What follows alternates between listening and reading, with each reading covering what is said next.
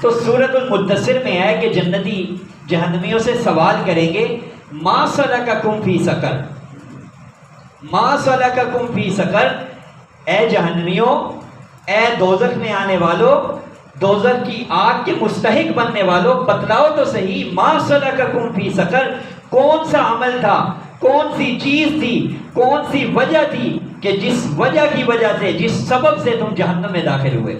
ما سلککم فی سقر۔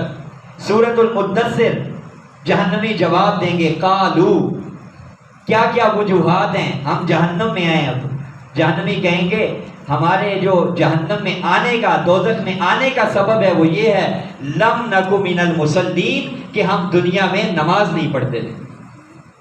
قالو لم نکو من المصلین، ہم دنیا میں بے نمازی تھے، حی علی الصلاۃ کی آواز سن کر کے بھی ٹس سے مس نہیں ہوتے تھے، اس وجہ سے آج ہمیں جہنم میں ڈالا گیا۔